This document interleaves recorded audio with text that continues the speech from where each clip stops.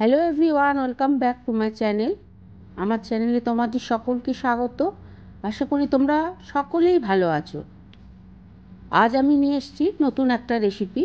তবে এই রেসিপিটা আচারের রেসিপি। বাড়িতে তোমাদের ইচ্ছা হলে কিভাবে তাড়াতাড়ি আচার বানিয়ে নিতে পারো তার জন্য রইল এই রেসিপিটা।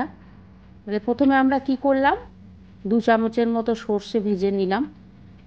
ভাজার পর এইভাবে গুঁড়িয়ে নিলাম। তারপর ফ্রাইং প্যানে আবার তেল দিলাম, সর্ষের তেল। এটা কিন্তু সর্ষের তেলেই হবে। 3-4 চামচের মতো সর্ষের তেল। যতটা পরিমাণ আচার করবে সেই অনুযায়ী সর্ষের তেল দেবে। তো তারপরে দেখো, ছাড়ানো রসুন আর কাঁচা লঙ্কা অনেকগুলো এর মধ্যে দিয়ে দিলাম। তোমরা পরিমাণ মতো করবে, যতটা রসুন দেবে ততটাই কাঁচা লঙ্কা দেবে, এতে আচারের স্বাদটা খুব ভালো হবে। তো দেখো,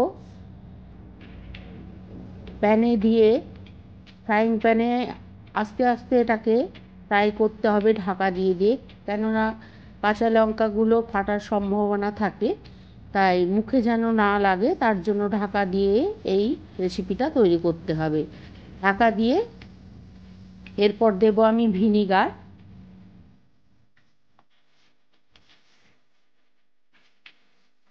বড় 2 চামচ ভিনিগার দিলাম।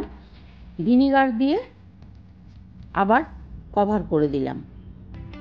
তারপর ধীরে ধীরে নরম হয়ে গেলে নুন দিয়ে দেব পরিমাণ মতো। এতে বিশেষ কিছু লাগে না। এইভাবে রেসিপিটা তাড়াতাড়ি কোনো আচার খেতে ইচ্ছা হলো তাড়াতাড়ি এইভাবে বানিয়ে নিতে পারবে। তো এইভাবে নাড়িয়ে ধীরে ধীরে কভার দিয়ে দিয়ে যতক্ষণ না কাঁচা লঙ্কাটা রসুনটা নরম হচ্ছে ততক্ষণ পর্যন্ত এটাকে এইভাবে ঢাকা দিয়ে কুক করতে হবে।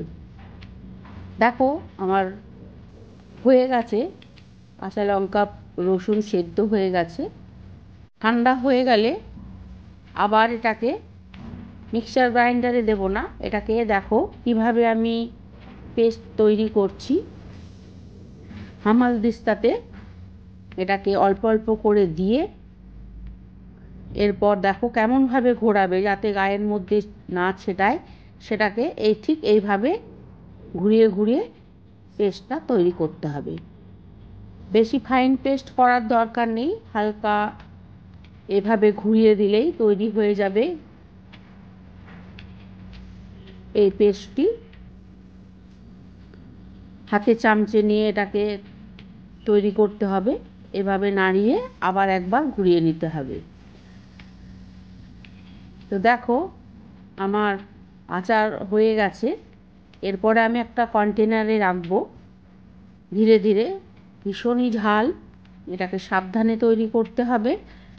তো একটা জারের মধ্যে আমি রাখছি, কাচের জার, যাতে সুন্দরভাবে দেখতে পাওয়া যায়, সেই জন্য কাচের জারটি আমরা নিয়েছি।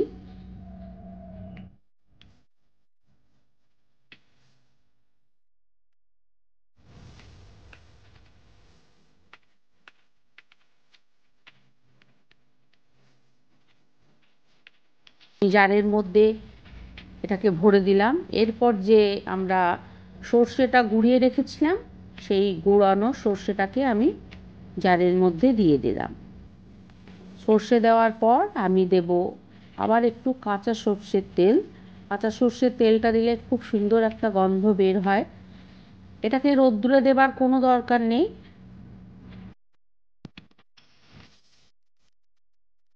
অল্প অল্প করে বাড়িতে তৈরি করে এইভাবে এই আচারটা খাওয়া যেতে পারে।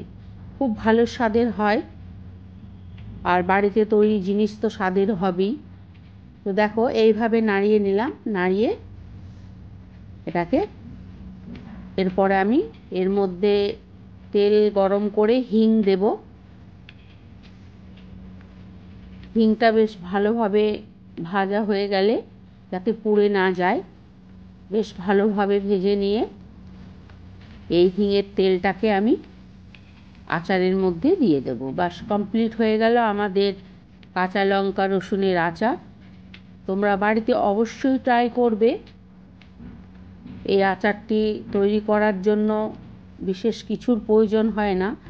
বাড়িতে কাঁচা লঙ্কা, রসুন আর সর্ষের তেল আর সর্ষে থাকলেই হয়ে যাবে। তবে হিং সামান্য পরিমাণ, অনেকেই হিং পছন্দ করে না, না দিলেও চলবে। তো দেখো, ধীরে ধীরে হিঙের তেলটিকে আমি জারের মধ্যে দিয়ে দিলাম। এরপর ভালোভাবে ঝাঁকিয়ে নেব। ঝাঁকিয়ে নিয়ে সঙ্গে সঙ্গেই পরিবেশন করা যেতে পারে। রোদ্দুরে দেবার কোনো প্রয়োজন হয় না। দেখো, তৈরি হয়ে গেল আমাদের কাঁচা লঙ্কা রসুনের আচার। তোমরা বাড়িতে অবশ্যই ট্রাই করবে। ভিডিওটা কেমন হলো জানান।